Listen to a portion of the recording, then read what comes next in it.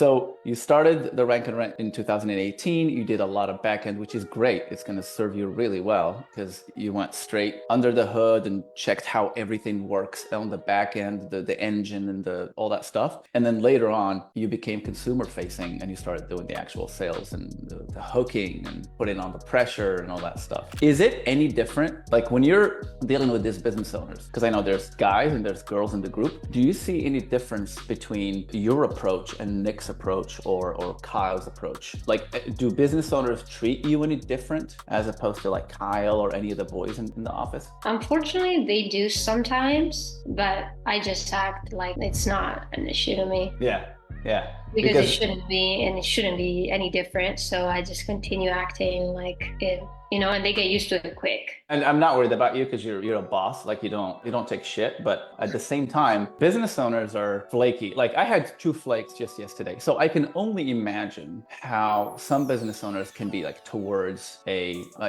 female lead generator. They might have some kind of like power, like, hey, I can, if I can flake for a guy, I can flake for a girl, or just blow you off basically. Do you see that? And obviously you see that, but how do you put your foot down? Do you just like I just act like normal. I don't feel like I need to really put my foot down, and I always give them an ultimatum regardless, like, hey, are you really interested? And if you're not, you can just tell me and be straightforward, because I don't want to waste my time and I don't waste your time. But I would say that even if the owner was a female, which by the way, in the last 3 deals I closed, 2 of them, it was a female that I was talking to. So you don't necessarily always talk to men either. Yeah, actually, funny you say that, because my last 2 closes were both females. San Antonio and here, actually, just Fishhawk. So there you go, guys. It goes to show that you can't use that as an excuse.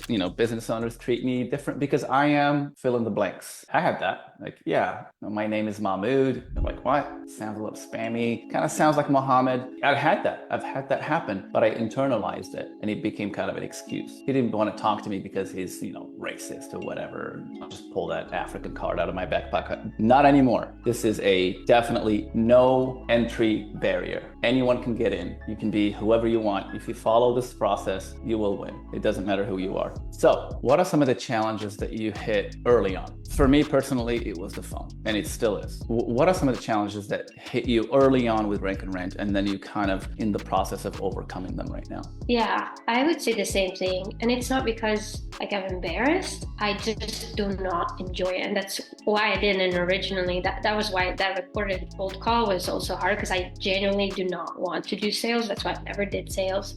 It's not something that ever interested me. I still would say to this day, it's not like I wake up and think, oh, I really want to do sales. But I'm sure Nick also probably doesn't feel like that. He probably just likes the results, obviously.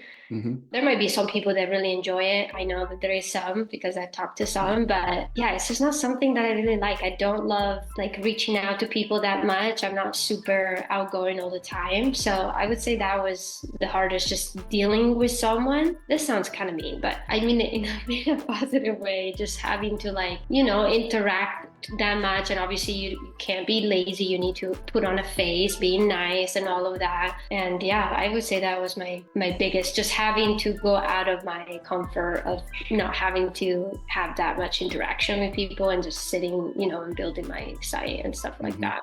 I definitely can relate to that. I use that as an excuse before, especially when I get burned by 2 consecutive business owners. It just happened recently, actually. Like the guy's like, I love this idea. Let's do it. Send me okay, cool. Are you going to be available in 5 minutes? I'm going to bring you a customer right now. Yes, right now. Let's do it. Awesome. I hang up the phone. I call the customer, I patch him over, he's nowhere to be found. And he just sends me a text like, hey, I'm not interested. And I just, when they give you that yes over and over and over, and you're like, are you sure? You do the pullback. Are you sure? Are you sure? Yes, yes. And then you go and bring the customer and they're gone. I'm sure it happened to you, but I just go bonkers. And it kind of affects my morale. And now I'm scared to make that call because all these business owners are shady. They're all bad. They're gonna break my heart again. I'll just do something else. And then I'll do the cold calling tomorrow. And that's when the slacking, and you said like you get a little lazy, starts. Now you're not calling tomorrow, you're not calling the day after that, and now you're into a different rabbit hole. But yeah, I like that. And I'm sure a lot of people in the group identify and relate to that, because it's one of the biggest hurdles is to talk to a person you don't know and convince them to jump on board.